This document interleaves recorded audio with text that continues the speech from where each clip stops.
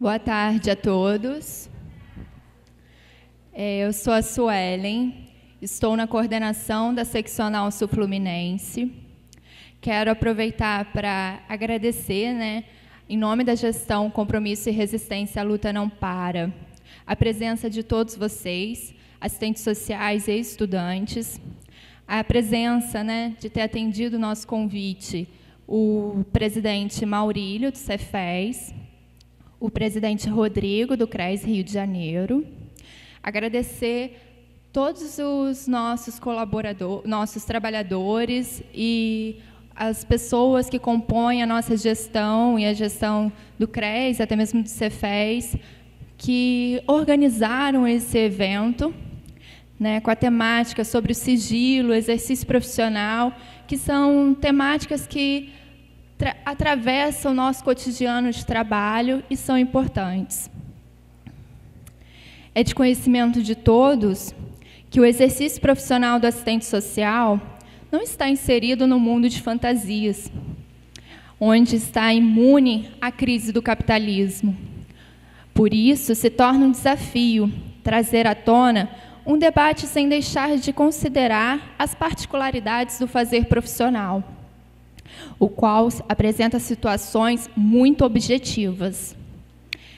Ressalto que o olhar dessa realidade é baseado numa perspectiva social crítica, a mesma consolidada no projeto ético-político da categoria. Sendo assim, pensar no exercício de qualidade do assistente social é pensar na proteção dos usuários das políticas públicas e dos serviços empresariais. E vou além ao dizer que o que pode diferenciar o conjunto Cefes-CRES dos demais conselhos corporativos é que o nosso direcionamento, o qual reconhece o usuário e o assistente social como trabalhadores, e por essa instituição ser uma autarquia federal e os seus gestores são assistentes sociais, são aspectos que podem, com certeza, diferenciar todas as nossas atuações, todas as nossas políticas de gestão. E é diante disso, da temática, desse seminário sobre o exercício profissional, competências e atribuições, se torna mais caro ainda para nós.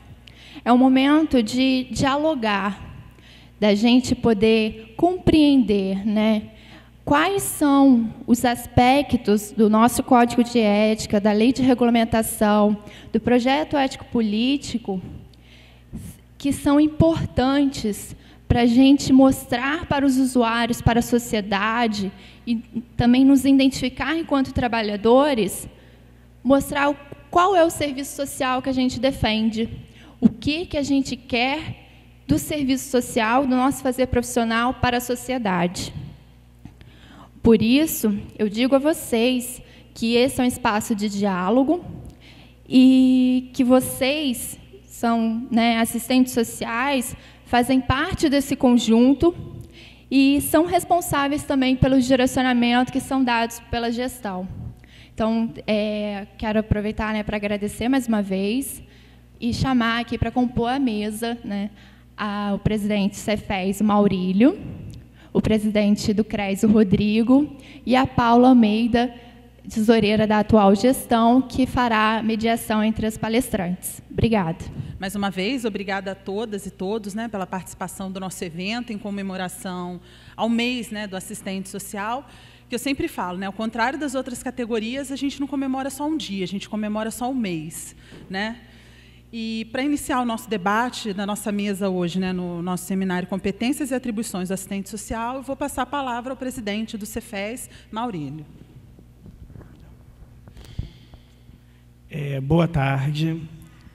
Eu quero começar agradecendo a vocês que vieram nesse dia, que significa não mais o dia do assistente social, mas o mês de maio, um mês intenso de debates, de discussão, onde essa categoria comemora, e, ao mesmo tempo, reflete sobre os desafios colocados para a profissão. Aproveito para parabenizar o CRES 7ª Região e a seccional, né, pela atividade desenvolvida. E aqui represento, né, minhas companheiras da diretoria, da qual mando também um grande abraço. Bem, antes de começar a falar, eu não posso dizer da sensação de estar nesse palco medieval, bem alto, né? É estranhíssimo, estranhíssimo.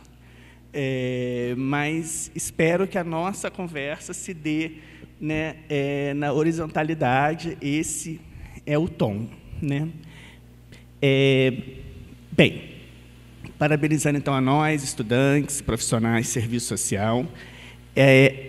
Eu vou começar a entrar no tema, que é esse tema que o CRES, junto com a seccional, definiram, de atribuições e competências, ele é o tema da campanha que nós tiramos no último encontro nacional. O encontro nacional está previsto na Lei de Regulamentação da Profissão e é o espaço máximo de deliberação da profissão. Então, assim, todas as ações que o CRES, a seccional e o Cefes realizam, elas são desdobramentos, né, do que foi discutido lá coletivamente, onde os CRES vão com representantes da direção, vão com representantes da base, e o nosso CRES, particularmente, há muito tempo também vai com funcionários, assessores e agentes fiscais, né, então, que ajudam a construir, né, a dinâmica do Conselho.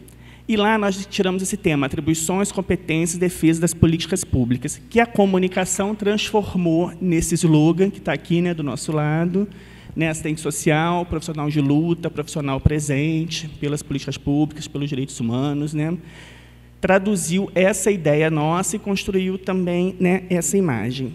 Trazer o debate das atribuições e competências para a campanha do mês do assistente social, da assistente social em 2015, trazer, primeiro, recuperar que essa profissão está prestes a realizar 80 anos, né? A gente sempre toma como marco de referência a criação do primeiro curso, que hoje é da PUC São Paulo, então, ano que vem, 80 anos de serviço social no Brasil, né? É importante que a gente faça uma recuperação histórica, o CBAS, o Congresso Brasileiro de Assistência, vai ter esse tom, ele vai ser ano que vem, 5 a 9 de setembro, na cidade de Recife, né? Ele vai acontecer na cidade de Recife 40 anos depois do único CBAS que teve lá, e o que foi estritamente conservador, que é o de 76, depois de 79, foi o da virada. Então, está voltando lá para fazer um congresso radicalmente diferente, também em outros tempos, naturalmente, do que foi feito em 76, comemorando 80 anos de profissão, 75 anos do primeiro curso do Nordeste, que é a Escola de Recife, 20 anos das diretrizes curriculares, né, e várias outras comemorações que temos pela frente. Então, retomar, né, a questão da profissão, né, e pensar essa profissão na sociedade brasileira. Então, acho que daí também desdobram 2 pontos, que é o segundo, que é discutir atribuições e competências e defesa das políticas públicas, trazer uma concepção de profissão onde se recupera o potencial de contribuição dos profissionais de serviço social, né, para a luta pelos direitos da classe trabalhadora, né, não se identificando mas se identificando também como classe trabalhadora, né? Então, defender defender as políticas públicas, defender um posicionamento contrário à livre concorrência, aos ditames do mercado e defender, sim, ainda na ordem do capital, a centralidade do papel no Estado, na correlação de forças, né, entre capital e trabalho. E, por fim, o terceiro ponto que a gente pensa aqui, discutir atribuições e competências, é discutir a particularidade dessa profissão, dessa disciplina, no trabalho coletivo, né? Ou que Marilda trata já há algum tempo, o nosso papel na divisão social e técnica do trabalho. E isso é super importante, porque, não sei se talvez nunca tenha acontecido, se aconteceu foi há muito tempo atrás, nós estamos vivendo um momento onde não apenas as políticas governamentais, elas são centralizadas pelo nível federal, ainda que a Constituição de 88 aponte para descentralização, controle social, planejamento a partir das necessidades dos municípios. Na realidade, nós sabemos que os municípios executam hoje, com recursos que vêm do nível federal, executam programas, serviços que já estão determinados, né, pelo nível central. Eu trabalho numa secretaria de saúde do Duque de Caxias, e nós sabemos que quem está na secretaria tem que fazer os projetos para tal atividade, né, na área da violência, por exemplo. A gente faz ou para academia saudável na praça, ou uma prática de combate à violência, ou seja, tem o que a gente chama, em outros termos, de uma verba carimbada. Bem, isso já é uma prática já há muito tempo. Então, na realidade, os municípios executam aquilo que eles conseguem, que o governo federal define, e aquilo que eles conseguem captar de recursos. Mas nós temos vivido, de uns tempos para cá, não só no espaço público, no espaço da política pública, porque eu também penso que isso também está posto, por exemplo, no campo sociojurídico, nós estamos vivendo uma determinação da forma de como fazer o trabalho profissional, né?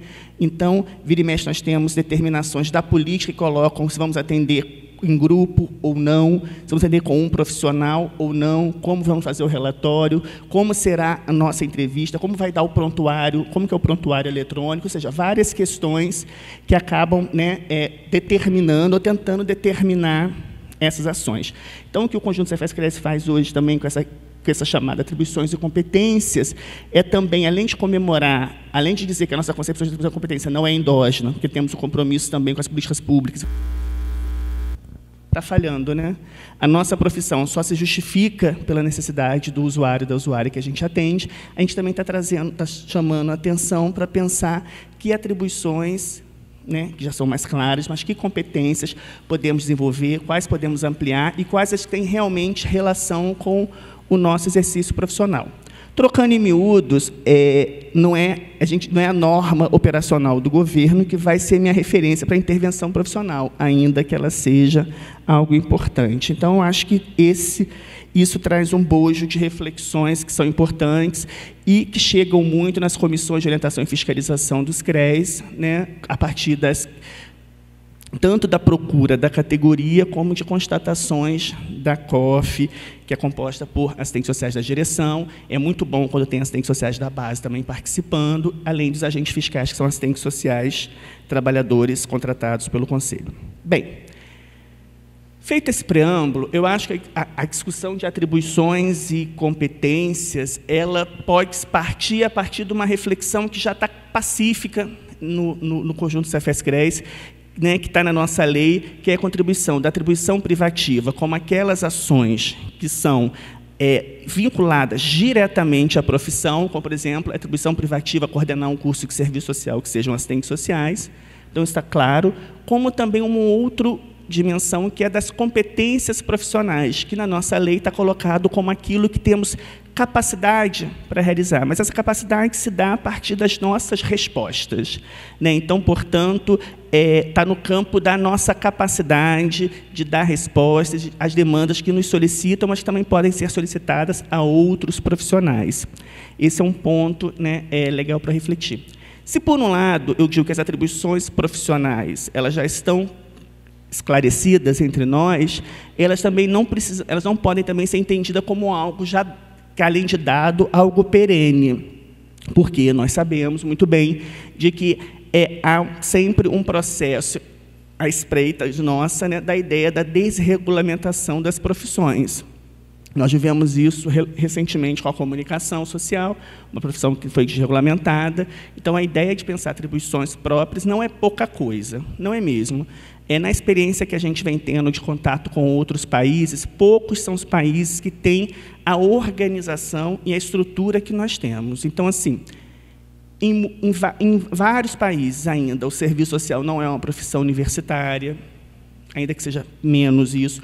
Em muitos países, a profissão não é regulamentada, em muitos não existe uma associação como o Cefes, né, ou em outros países que eles chamam de ordem profissional, a OAB tem essa ideia da ordem, né? Ou seja, isso não existe um código de ética, não existe um patamar mínimo de como a formação profissional deve ser dada, como são as diretrizes curriculares da ABEPS, ou seja, nós temos uma característica da nossa organização profissional muito distinta.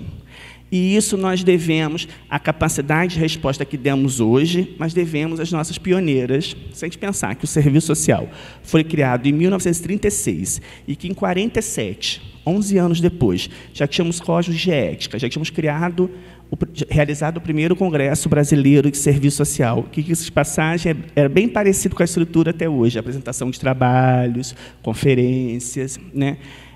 nós já tínhamos a ABS, que hoje é a BEPS, ela foi criada porque as pioneiras na década de 40 já estavam preocupadas com a expansão, com a proliferação do ensino. Ou seja, essa profissão, serviço social, essa nossa profissão, ela é fruto de uma ação política intensa dos seus sujeitos. Sejam as nossas pioneiras, como mulheres atentas no seu tempo, mais conservadoras, elas tiveram um profundo zelo na institucionalização da profissão. Ninguém regulamenta uma profissão como nós na década de 50, 20 anos depois, sem ação política. Elas eram mulheres muito articuladas, né? E nós fizemos uma outra característica, porque foi com a ruptura do conservadorismo na década de 70, os companheiros que nos antecederam, as companheiras, eles não foram na construção de outras entidades, né? Quando você tem países que a gente visita ou conhece, que tem 5, 6, 8 entidades de serviço social, porque eles vão criando as ramificações e vão criando o Cefes do B, a BEPS do B, o equivalente a isso. A gente não, a gente foi para a pancadaria, para a disputa, e nós ocupamos os espaços, né? Essa ideia de colocar o conflito e o debate, ela existe até hoje, e eu tenho clareza que ela permanece entre nós, quando, por exemplo, a gente vai para uma assembleia do CRES, quando a gente vai para o Encontro Nacional, quando a gente vai para a assembleia para eleger a diretoria da BEPS. Nada é muito pacífico, e é bom que não sejam nesses espaços, né? Porque a divergência ela é salutar para o nosso crescimento. Bem, então, zelar pelas entidades, pela prerrogativa da atribuição privativa é fundamental.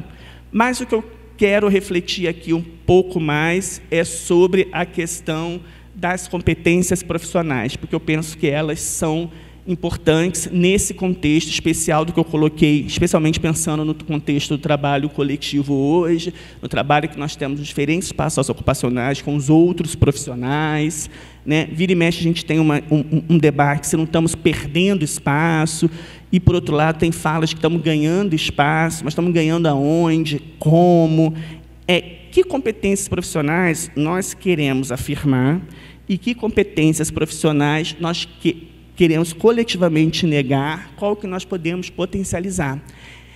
Bem, esse debate não dá para fazer descolado de um ponto básico, que é o ponto de partida, que é a concepção de profissão que nós temos, né? A concepção de profissão que o Serviço Social brasileiro vem adotando e que está subjacente, por exemplo, no Código de Ética, e está explicitamente nas diretrizes curriculares, né, e que tem seu marco claro a partir de 82, com o livro da Marilda Yamamoto e Raul de Carvalho, é uma concepção de profissão, né, da qual se justifica pelo trato com as expressões da questão social. Entendendo que a questão social é produto da desigualdade da sociedade capitalista, ou, como diz José Paulo Neto, também as sequelas da sociedade capitalista, então essa é uma profissão, né, que surge na idade madura do capital para lidar com os efeitos deletérios da sociedade capitalista, da acumulação capitalista, que se expressam, claro, na vida das diferentes pessoas que nós atendemos, que são integrantes da classe trabalhadora. Se eu tenho essa concepção de profissão, eu vou conseguir ter muito claro quais são minhas competências profissionais. Isso é fundamental, porque, veja bem, eu vou tocar nisso mais à frente, o Cefes, um trabalho de anos de gestão, porque, naturalmente, quando eu falo aqui do Cefes, eu não estou falando apenas de um ano de gestão que nós completamos agora, né? Nós, CRES, seccional e Cefes. A gente do Cefes, particularmente, é gestão de continuidade, pelo menos desde 1990. Temos diferenças internas, mas nós somos uma gestão de continuidade. Então, estou falando aqui de um acúmulo já de muitos anos, né? De, sei lá, mais de 20 anos, quase 30 anos. Nesse debate. Bem, então, uma demanda que chega muito para quem está no Cefes, é a importância de uma qualificação de atribuições profissionais, tanto que o Cefes mesmo já realizou parâmetros para a área da saúde, da assistência, subsídios para o trabalho no sócio-jurídico e na educação. Essas ações, elas são fundamentais, eu não tenho a menor dúvida que isso faz a nossa ampliação da gestão de competência, eu vou voltar nisso no final.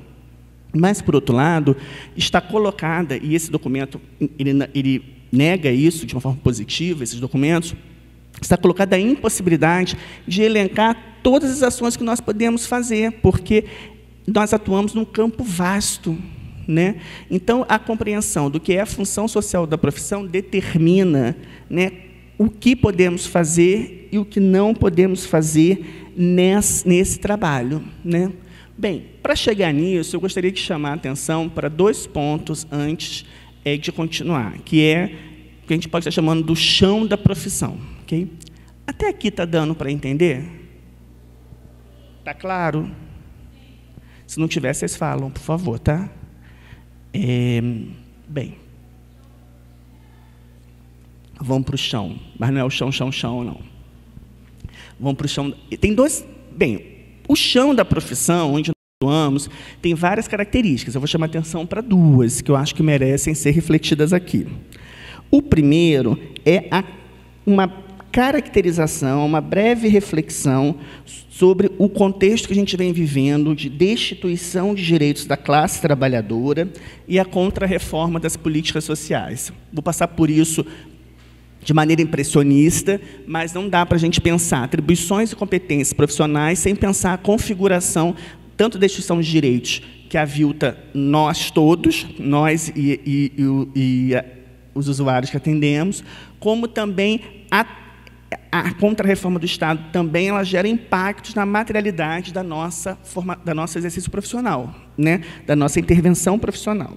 Então, lembrando, sumariamente, nós vivemos um contexto, desde o primeiro governo do PSDB, um contexto de contra-reforma das políticas sociais, da qual eu vou chamar a atenção apenas, sumariamente, para a contra-reforma da Previdência do Trabalhador, regido pela CLT, do governo Fernando Henrique, a contra-reforma realizada pelo início do governo Lula, do servidor público, a alteração do regime jurídico único, né? Nós vivemos um amplo processo de privatização do público, avançamos, infelizmente, cada vez mais na desregulamentação dos direitos trabalhistas, como indica o atual projeto, né, da terceirização, né, e, ao mesmo tempo, também vivemos, desde do governo Fernando Henrique, mas especialmente nos governos Dilma, né, uma ênfase na criação das fundações estatais de direito privado, que ainda que tenham sido negadas por diferentes espaços de controle social, elas continuam avançando e avançam com perguntas e dúvidas que a Sara Grânima colocou de uma forma muito pertinente, né? A contratação tem várias questões, como a contratação de servidores seria pela CLT e não pelo RJU. Cada fundação teria seu plano de cargos e carreiras, então isso quebraria a isonomia entre as instituições públicas. Não está claro a questão da remuneração. As fundações falam da possibilidade de captar recursos do setor privado, mas não informa como, portanto, apontando, por exemplo, para as fundações da saúde, certamente para uma dupla entrada dos usuários nos serviços de saúde. Não há um inexistente controle social, né, onde, na realidade, os conselhos são mais montados por analogia a conselhos curadores de empresas. Então, nós vivemos hoje um contexto de várias, né, que apontam para vários aviltamentos. Antes de encerrar, sobre o projeto da terceirização, é importante colocar que o salário dos segundo o DIEESE, hoje o salário dos terceirizados é 24% menor que o dos empregados formais. Os terceirizados trabalham, em média, 3 horas a mais. Os terceirizados sofrem mais acidentes. Por exemplo, na Petrobras, mais de 80% dos mortos em serviço entre 1995 e 2013 eram subcontratados.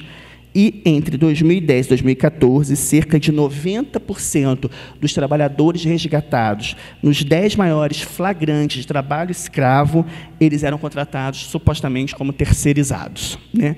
Então, isso vem colocando um conjunto de questões que nos afetam particularmente. Um outro ponto que eu quero chamar a atenção, ainda que também brevemente, portanto de forma impressionista, sobre o chão do trabalho profissional, é algo que é insuprimível da vida de todos nós, que é a vida cotidiana. Nós não fazemos história fora da vida cotidiana, né? A vida cotidiana é essa vida que a gente leva mesmo, né?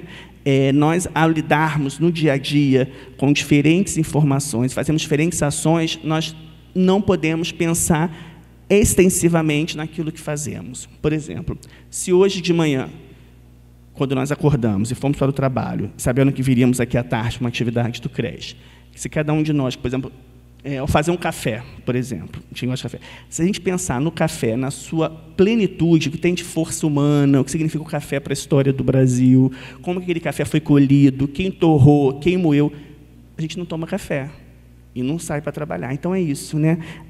A vida cotidiana é uma vida onde nós damos respostas imediatas para as ações que nós desenvolvemos e da qual nós não podemos pensar nela extensivamente. Então, ela é marcada pela heterogeneidade, pela imediaticidade e pela superficialidade extensiva. Ora, por exemplo, é aquilo que eu falo, a gente está atendendo e chega uma demanda terrível, que a gente nunca parou para pensar nisso. O que eu vou fazer agora? Estou pensando lá no local de trabalho. Aí eu costumo dizer, o pessoal que trabalha comigo, eu falei, não dá para deixar a usuária sentada e ligar para a Marilda e perguntar, Marilda, e aí, o que eu faço? Né? A gente faz. E depois a gente... Não, e Marilda não teria dificuldade também de sentar lá para saber. Mas vamos pensar que ela sabe tudo. Né? E aí, o que você faz? Você faz a ação e depois você avalia, você pensa se você fez de uma maneira mais adequada ou não. Essa característica da vida cotidiana, ela é uma característica não só do trabalho, ela também é da nossa vida pessoal. E se a gente pensar que a possibilidade de a gente dar respostas imediatas que reproduzem a moral hegemônica, ela é muito grande, porque é ela que marca as nossas vidas. Eu quero chamar a atenção para isso, e é um debate que eu acho que pode ficar para uma reflexão futura. É o seguinte, o Serviço Social Brasileiro construiu um projeto de ruptura com o conservadorismo. Por exemplo, se a gente ficar só no nosso COGEST, se a gente for ler o nosso COGEST, a gente vai ver que realmente ele aponta para o combate a todas as formas de preconceito, discriminação, e ele diz para a gente, nos seus princípios fundamentais, a importância de se articular com outras categorias que partilham em momentos desses valores nossos. O que acontece é que muitos estudantes e assistentes sociais compreendem que podem defender esse projeto de profissão, mas que ele, em nada, tem a ver com a sua vida privada, do tipo, em casa eu sou uma coisa, em casa, então, eu posso ter 1000 opiniões diferentes, porque quando eu estou no trabalho, eu atendo o usuário sem nenhum preconceito. Isso, minha gente, se tem uma autoajuda, isso é o autoengano. Nós não temos uma muralha chinesa entre o que a gente pensa e sente na vida privada e na vida do trabalho profissional. Nós transitamos por esses espaços e damos respostas imediatas em ambos os espaços. Né? E aí, se a gente não tem uma verdadeira internalização dos valores do nosso projeto profissional, são eles que eu vou reproduzir. Então, eu não sou daqui de Volta Redonda, posso dar exemplo desconhecido para vocês, mas eu já ouvi relatos, por exemplo, de assistente social que orienta perfeitamente sobre direitos previdenciários, mas em casa tem uma empregada doméstica com meio salário mínimo e horário extensivo de trabalho. Isso é possível. Eu conheço assistente social que combate o preconceito. Isso aconteceu comigo. Uma amiga minha chegou um dia do trabalho e falou, minha filha está namorando. Só que a filha dela tinha 3 anos. Eu falei, pô, tá de mão dada na creche, né? Aquela coisa que a gente... mas qual o problema? Depois de tempos de conversa, a gente descobriu que o problema é que ela ficava de mão dada com um menininho que tinha uma deficiência física. Aquilo incomodava a ela, ela namorar logo o menininho mais, entre aspas, feio da creche. Aquilo que ela sabe que nem namoro é. Ou seja, nós temos várias expressões de preconceito, de reprodução do preconceito ou de valores que a gente não congrega, né, que a gente não concorda. Tem outros mais simples. Tem assistente social comprando a 3ª casa. Como ela não mora na 3, ela vai morar numa e vai explorar 2 inquilinos. Sinto informar, gente, isso também é um desvalor. Eu, como inquilino, sobretudo, né, isso é um desvalor. Então, nós reproduzimos várias ações, a gente acha que pode ser compatível. Por que eu estou chamando a atenção disso? Porque eu acho que existe um impacto mais macroestrutural, que é das políticas da contra-reforma e da destruição dos direitos da classe trabalhadora, mas existe outro que a gente precisa discutir muito seriamente entre nós, é que adesão nós estamos fazendo aos valores do projeto ético-político. Eu tenho trabalhado, não é uma exclusividade só minha, de várias pessoas também, de que há uma adesão formal, essa que quando, quase de acreditar que ao botar um jaleco para quem trabalha na saúde e colocar um crachá eu defendo esses projetos. Uma ideia, então, antiga de neutralidade, que não existe. Então, eu acho que esse é um ponto importante para a gente pensar atribuições e competências profissionais. Retomando isso, a gente pode ter, talvez, mais segurança para pensar aquela pergunta: que competências profissionais queremos afirmar? Quais competências a gente considera quais demandas a gente considera que já são superadas, né?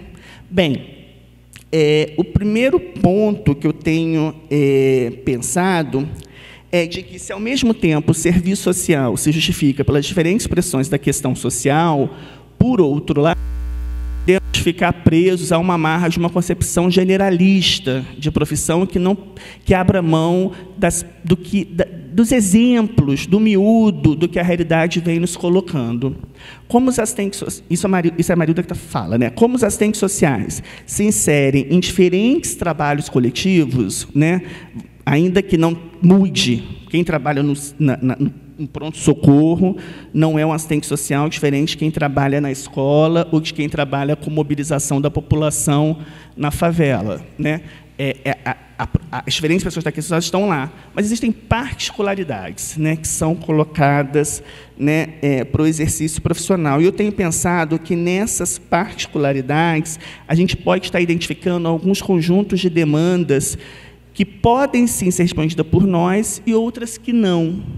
Eu tenho pensado nisso porque eu acho que foram os documentos elaborados pelo Cefes, em conjunto com os CREs e com profissionais assessores, que a gente avançou na discussão de competências profissionais. Se a gente olhar para os parâmetros da saúde, da assistência, para os subsídios da educação e do sócio-jurídico, nós vamos ver que eles são bem distintos entre si. Mas eles partem dessa concepção de serviço social, que a gente está tratando, e eles partem também de uma concepção de serviço social para além da intervenção direta com a população. O que é isso? O Zé Paulo Neto já falou isso há muito tempo. O serviço social, os assistentes sociais, historicamente, trabalhavam na execução terminal das políticas sociais. Veja bem, ainda que hoje nós saibamos que não atuamos apenas na execução terminal, muitos assistentes estão trabalhando na elaboração, na gestão, no planejamento, ainda há uma redução da ação profissional apenas à intervenção direta, ao atendimento. E, diga-se de passagem, grande maioria das vezes, ainda marcado pelo atendimento individual. Um serviço social de caso com outra roupagem, com outro substrato. Mas essa ainda é a visão que se tem do assistente social.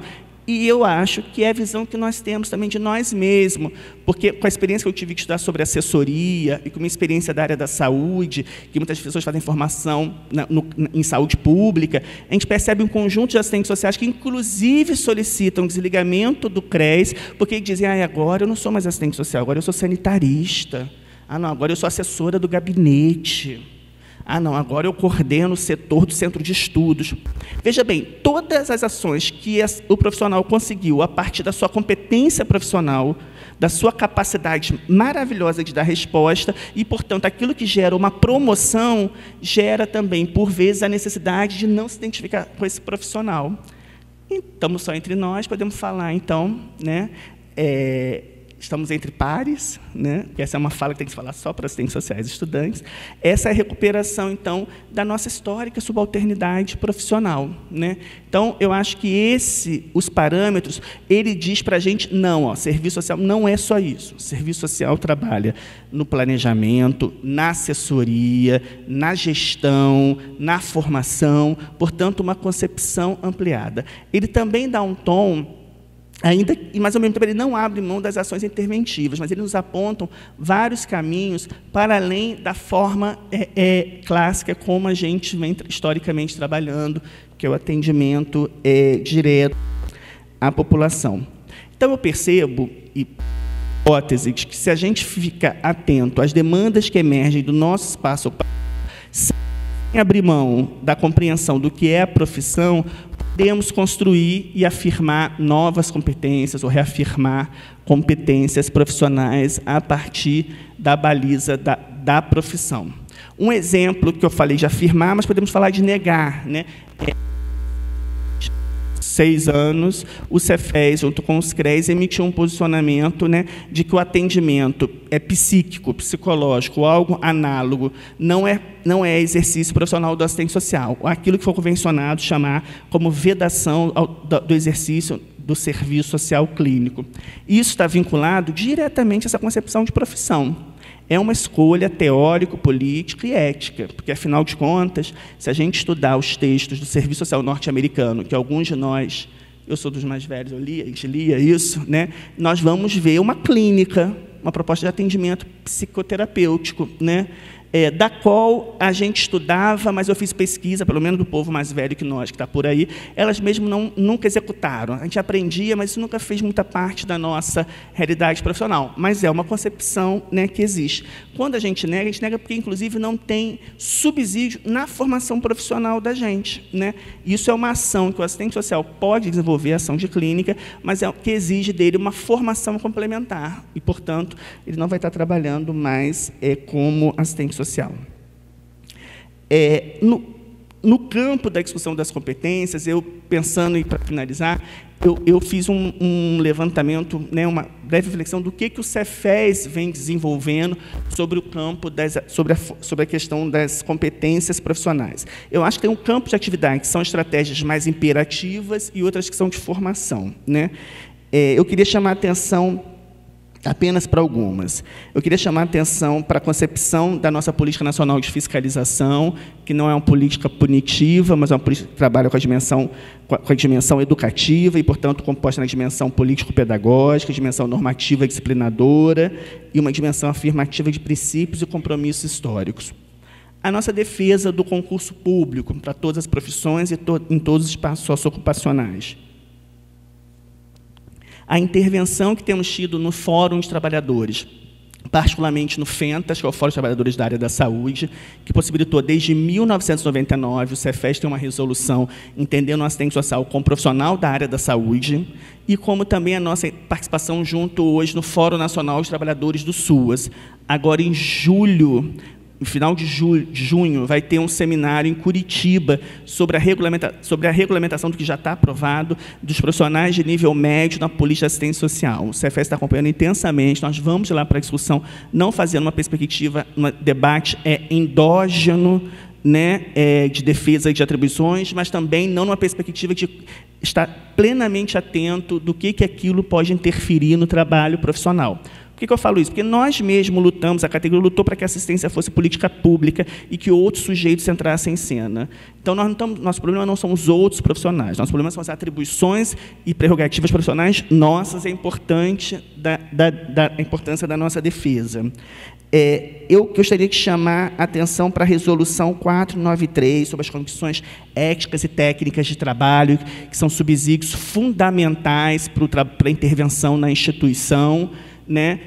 Mas que também precisa ser lida de maneira muito atenta. Quando a gente fala da importância do espaço físico, da garantia do atendimento, a gente também não está negando intervenções em espaços onde não seja possível isso. Então, não estamos negando que o usuário que não possa se locomover no hospital não possa ser atendido, ainda que tenha sujeitos em torno.